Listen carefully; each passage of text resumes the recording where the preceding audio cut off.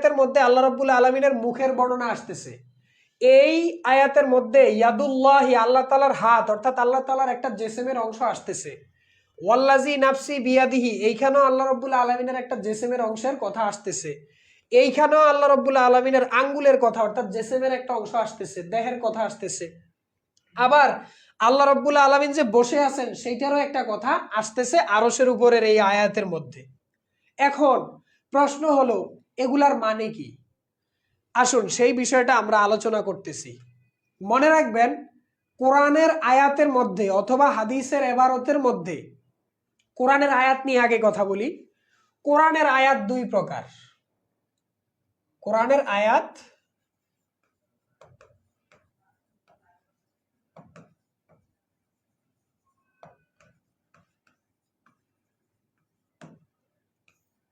এক হচ্ছে মুহকাম, দুই হচ্ছে মুতাশাবিহাত। ঠিক আছে,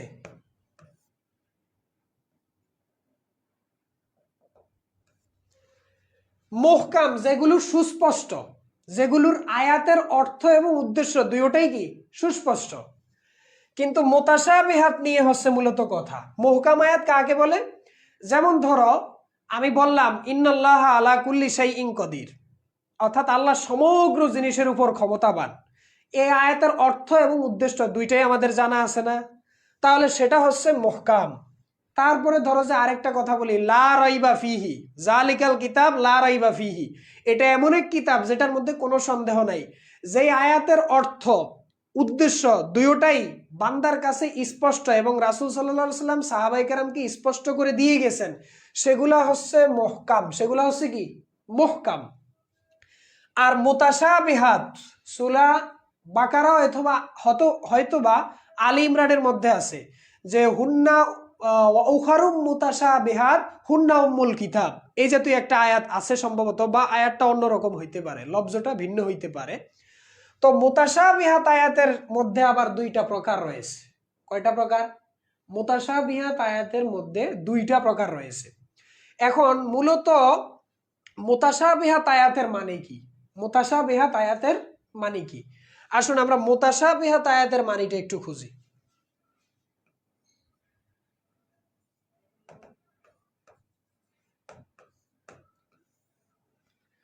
মুতাশাবিহাত আয়াত দুইটা প্রকার, যার উদ্দেশ্য জানা নেই, অর্থ জানা আছে। আরেকটা প্রকার হচ্ছে যার অর্থ ও উদ্দেশ্য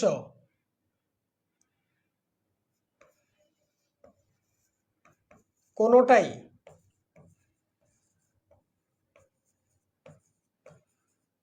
আল্লাহ ছাড়া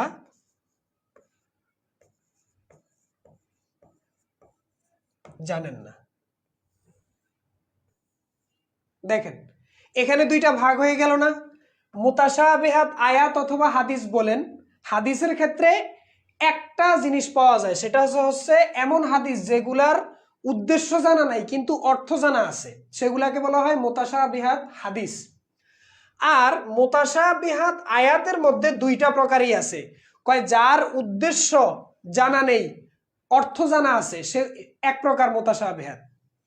আরেক প্রকার মুতাশাবিহাত হচ্ছে যার অর্থ এবং উদ্দেশ্য কোনোটাই আল্লাহ রাব্বুল আলামিন ছাড়া কেউ জানেন না।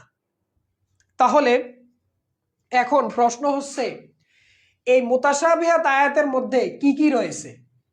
এবার আপনাদেরকে মূল বিষয়টা বলি। যেমন আমরা কোরআনের ক্ষেত্রে এমন কিছু আয়াত পাই যেগুলোর অর্থ এবং যেগুলোর অনুবাদ আমরা কেউ জানি না। যেমন আলিফ লাম মিম যালিকাল কিতাবুল লা রাইবা ফি, এই যে আলিফ লাম মিম প্রায় 29টি সূরার শুরুতে যে হরুফে মুকাত্তাআত আলিফ লাম মিম, তারপরে আইন সিন কফ, তারপরে হচ্ছে হা মিম, এই যে আয়াতগুলো ছোট ছোট হরুফে মুকাত্তাআত বিচ্ছিন্ন আয়াত, এগুলোর অর্থ এবং উদ্দেশ্য আমরা কেউ জানি না। আলিফ লাম মিম এটার অর্থও জানি না, এটার উদ্দেশ্যও জানি না। এটার অর্থ এবং উদ্দেশ্য টোটাল আল্লাহ রাব্বুল আলামিনের কাছে। তো এটা হচ্ছে মুতাশাবিহাত আয়াতে কামেলা, যেটার পরিপূর্ণ বিষয়টা আল্লাহর কাছে ন্যস্ত, যেটার কোনো অর্থ, যেটার কোনো আয়াতের মূল ভাব উদ্দেশ্য একমাত্র আল্লাহ ছাড়া কেউ জানেন না। এটা হচ্ছে মুতাশাবিহাত আয়াতের পরিপূর্ণ একটা প্রকার।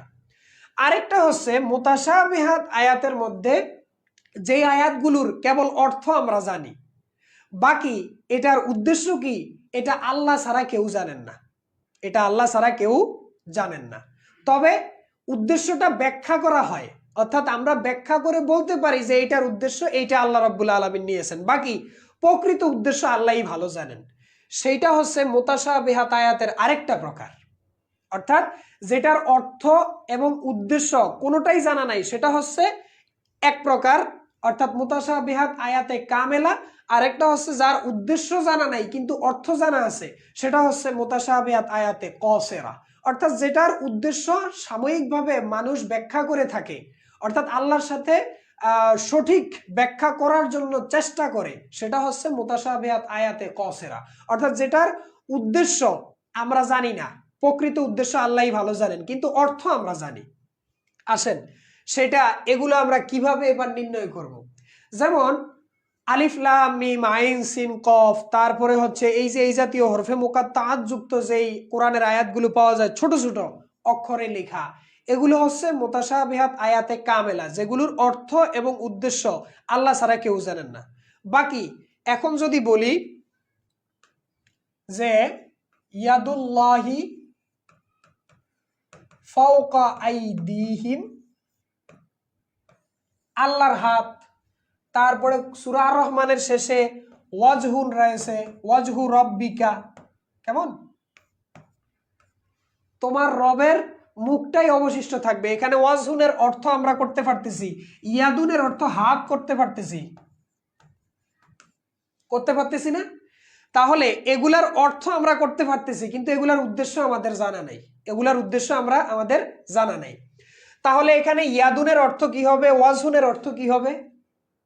এখানে মনে রাখবা যেই সকল আয়াতগুলোর মধ্যে আল্লাহ রাব্বুল আলামিনের জেসেমের কথাটা নিয়ে আসা হয়েছে, ইয়াদুন, ওয়াজহুন, রিজিলুন, এই জাতীয় শব্দগুলো দিয়ে আল্লাহ রাব্বুল আলামিনের জেসেম সাব্যস্ত করা হয়েছে, সেইখানে মনে রাখবা যে সেখানে আল্লাহ রাব্বুল আলামিনের ক্ষমতা, আল্লাহ রাব্বুল আলামিনের জাত উদ্দেশ্য।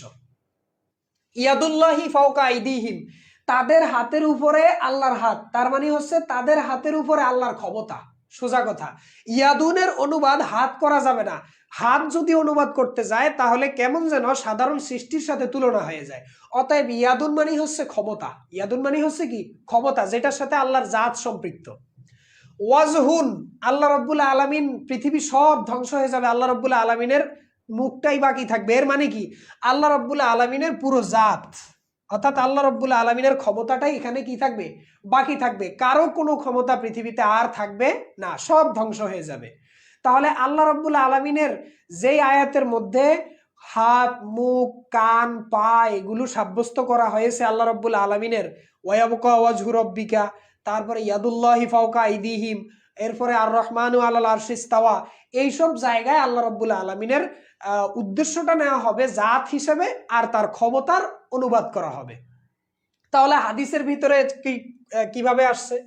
যেমন হাদিসের মধ্যে আসছে ওয়াল্লাযী নাফসি বিয়াদিহি, যে শপথ ওই সত্তার, কসম ওই সত্তার যার হাতে আমার প্রাণ। তার যার হাতে আমার প্রাণ নাকি যার ক্ষমতায় আমার প্রাণ? কারণ আগেই বলছিলাম ইয়াদুন এগুলোর হাত পা জেসেম সাব্যস্ত করার জন্য সেখানে ক্ষমতার প্রয়োগ হবে, ক্ষমতা অর্থ করতে হবে, ক্ষমতা উদ্দেশ্য নিতে হবে। কারণ আল্লাহ রাব্বুল আলামিনের ক্ষমতা আমাদের উপর সর্বসময়, এখান থেকে কেউ নিস্তার পাবেন না। এখন কথা হচ্ছে এই যে ইয়াদুন, ওয়াজহুন, ফাওকুন, তাহতুন, আল্লাহ রাব্বুল আলামিনের নিচে উপরে, এগুলো হচ্ছে আল্লাহ রাব্বুল আলামিনের ক্ষমতার বহিঃপ্রকাশ। এর মাধ্যমে প্রকৃত হাত, প্রকৃত মুখ অর্থ করলে সহি হবে না। যার জন্য আমরা অর্থ করতে পারতেছি কিন্তু উদ্দেশ্যটা সঠিকভাবে নিতে পারবো না অর্থ যদি করি। এই জন্য যেগুলোর অনুবাদ আমরা অর্থ করতে পারতেছি, অর্থাৎ যেগুলোর অনুবাদ করতে পারতেছি কিন্তু উদ্দেশ্য সঠিকটা আল্লাহই ভালো জানেন, সেই আয়াত হচ্ছে আয়াতুল মুতাশাবিহাতিন কসিরাতিন, অর্থাৎ যেগুলোর উদ্দেশ্য আমরা একদিক থেকে জানি কিন্তু যেগুলোর উদ্দেশ্য আমরা জানি না একদিক থেকে কিন্তু অনুবাদটা আমরা করতে পারতেছি, এগুলাও মুতাশাবিহাত আয়াতের অন্তর্ভুক্ত। আরেকটা হচ্ছে যেটার অর্থ উদ্দেশ্য কিছুই জানি না, আলিফ লাম মিম, এটা দ্বারা আল্লাহই ভালো জানেন আল্লাহ কি বুঝাতে চেয়েছেন আর কি উদ্দেশ্য নিয়েছেন, এটা আল্লাহই ভালো জানেন। অতএব হাদিসের ক্ষেত্রেও যখন আসবে যে মুতাশাবিহাতের কিছু হাদিস আসবে যে আল্লাহ রাব্বুল আলামিনের হাতে আমার প্রাণ, এর মানে হচ্ছে আল্লাহ রাব্বুল আলামিনের ক্ষমতায় আমার প্রাণ, বাস এতটুকু বলে রাখলেই সুন্দর হবে। তো আশা করি তোমরা এই বিষয়টা বুঝতে পারছো। তো আমার এখানে কথা হচ্ছে যে যখন আল্লাহ রাব্বুল আলামিনের ক্ষমতা প্রকাশ করতে চাইবে তখন বিভিন্ন অঙ্গ প্রত্যঙ্গের নামে এগুলো চলে আসবে আয়াতের মধ্যে, হাদিসের মধ্যে, মুতাশাবিহাত আয়াত, মুতাশাবিহাত হাদিস, তো এগুলোর মধ্যে কিন্তু চলে আসে এই কথাগুলো। তো এগুলোর দ্বারা উদ্দেশ্য হচ্ছে আল্লাহর ক্ষমতা, আর অর্থ আমরা করতে পারতেছি, তবে অর্থ করার পর এটা ব্যাখ্যা করে দিতে হবে যে ইয়াদুন মানে হচ্ছে আল্লাহর ক্ষমতা, ওয়াজহুন মানে হচ্ছে আল্লাহ রাব্বুল আলামিন নিজ সত্তা, আর এগুলোর মাধ্যমে ক্ষমতা উদ্দেশ্য। এখানে অন্য আপনি আল্লাহ রাব্বুল আলামিনের জেসেম মোবারককে, অর্থাৎ আল্লাহ রাব্বুল আলামিনের জেসেমকে অন্য সৃষ্টির জেসেমের সাথে মিলালে এটা সরাসরি কুফরি আকীদা। আশা করি বুঝতে পারছো। এবার আসো আরেকটা আয়াত, যে আমরা বলি না যে আর রহমানু আলাল আরশিস তাওয়া, আর রহমানু আলাল আরশিস তাওয়া, যে আল্লাহ রাব্বুল আলামিন, রহমান মানে তো হচ্ছে আল্লাহ, এখন এটা তো স্পষ্ট, কিন্তু আলাল আরশিস তাওয়া, আল্লাহ রাব্বুল আলামিন আরশের উপর বসে আছেন, আল্লাহ রাব্বুল আলামিন আরশের উপর ক্ষমতাসীন হয়েছেন, আল্লাহ রাব্বুল আলামিন কেউ বলতেছে উপবেশন করেছেন আরশের উপরে, এই কথাগুলো কতটুকু সঠিক? যদি আমরা সূক্ষ্মভাবে চিন্তা করতে যাই তাহলে এগুলোর মধ্যে দেখতে হবে যে আল্লাহ রাব্বুল আলামিনের জেসেম সাব্যস্ত করা হইতেছে কিনা।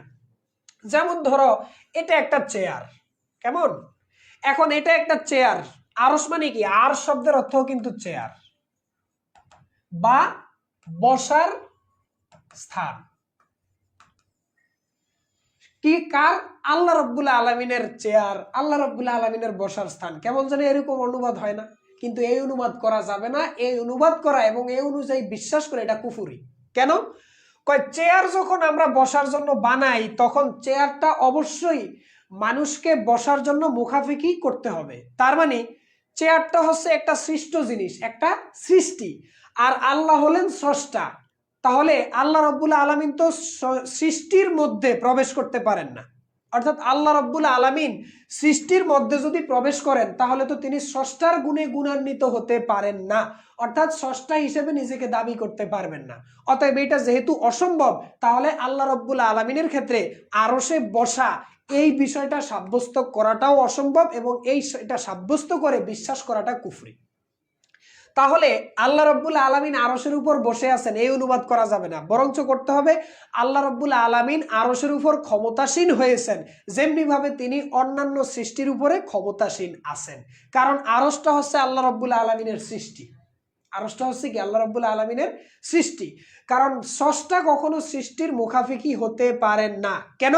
আল্লাহ রাব্বুল আলামিন সূরা ইখলাসের মধ্যে বলছেন যে আল্লাহুস সামাদ, আল্লাহ হচ্ছেন অমুখাফিকি, অর্থাৎ সৃষ্টির যত সৃষ্ট বিষয় আছে সবকিছু থেকে আল্লাহ অমুখাফিকি। এখন আপনার কথায় যদি মেনে নেই যে আল্লাহ আরশের উপর বসেছেন, তাহলে বোঝা গেল বসতে হইলে তাকে একটা বিষয়ের প্রতি মুখাফিকি হওয়া লাগে না, বসতে হইলে ঝুঁকা লাগে, বসা লাগে, তাহলে বসতে হইলে যেই জায়গাটার মুখাফিকি হওয়া লাগলো, তাহলে আল্লাহর স্রষ্টা রইল কই? আর সূরা ইখলাসের মধ্যে আল্লাহ রাব্বুল আলামিন যে বললেন আমি অমুখাফিকি, তাহলে সেটা কি হলো? তাহলে কি আল্লাহ মিথ্যা বলছেন? নাউজুবিল্লাহ মিন যালিক, আল্লাহ তো মিথ্যা বলতে পারেন না।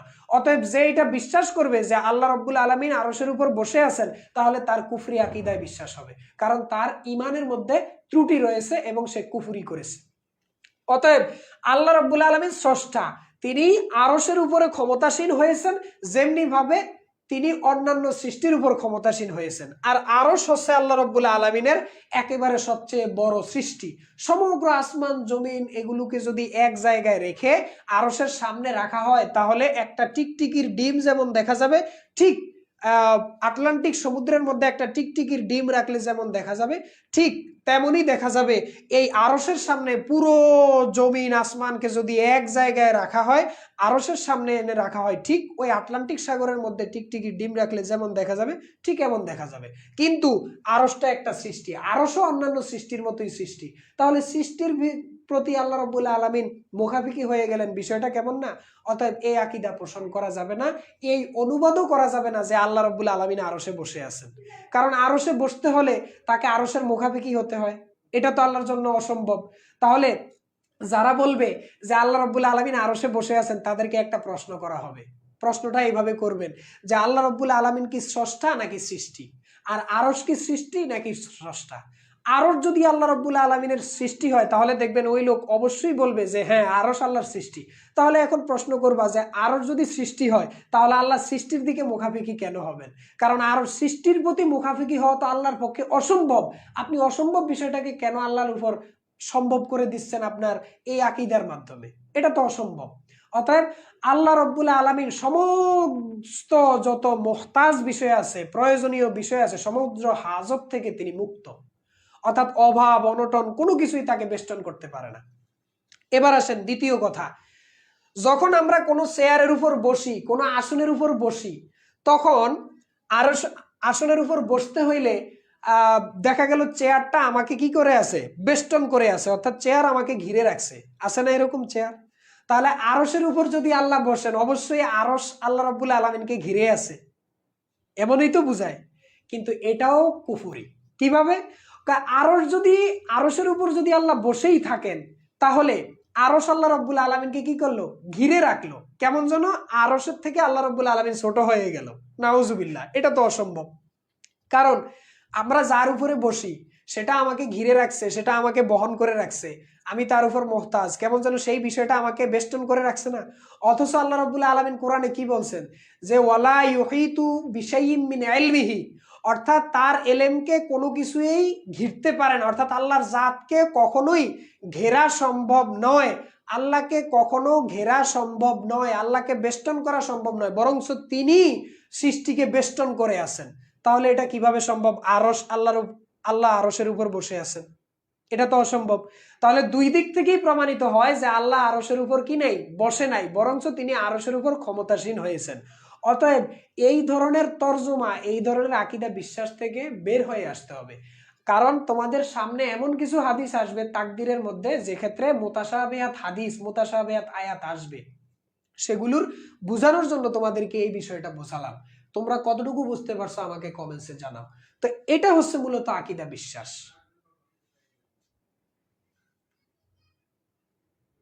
বুঝতে পারছো কিনা?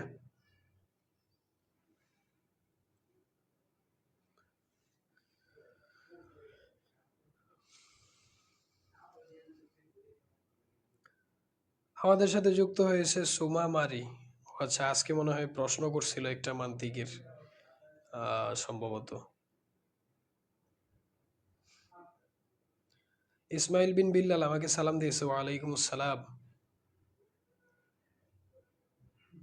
আচ্ছা, উমামা তাহির বলছে জি আলহামদুলিল্লাহ, বুঝতে পারছি। আচ্ছা, যাই হোক, তাহলে আমার মনে হয় মোটামুটি সবাই বুঝতে পারছো। কারণ হচ্ছে তাহলে কথা একটাই, যে যেই সব আয়াত এবং হাদিসে আল্লাহ রাব্বুল আলামিনের অঙ্গ প্রত্যঙ্গকে সাব্যস্ত করার কথাগুলো আসবে, মনে রাখবা সেখানে আল্লাহ রাব্বুল আলামিনের ক্ষমতা প্রকাশ করতে চেয়েছেন। অর্থাৎ এর দ্বারা তর্জমা করা হবে হাত, কিন্তু উদ্দেশ্য হবে কি? ক্ষমতা। এখানে তর্জমা করা হবে মুখ, উদ্দেশ্য হবে আল্লাহ রাব্বুল আলামিনের পুরা জাত সত্তা। কথা বুঝতে পারছো?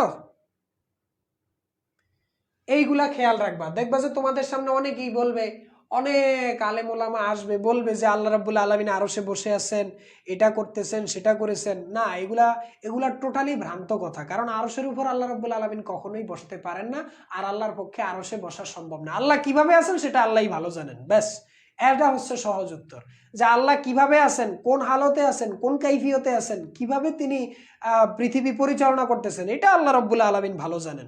অতএব তাকে তোমার সামান্য এলেমের মাধ্যমে মাপা সম্ভব নয়, কারণ তিনি স্রষ্টার জ্ঞান থেকে ঊর্ধ্বে, সৃষ্টির জ্ঞান থেকে ঊর্ধ্বে। অতএব সৃষ্টির জ্ঞান দ্বারা আল্লাহ সম্পর্কে চিন্তা করতে গেলে তোমার মাথা নষ্ট হয়ে যাবে এবং তুমি ভ্রান্ত হয়ে যাবে, সব দিক থেকে তোমার সমস্যা আসবে। আচ্ছা, তাহলে এবার আমরা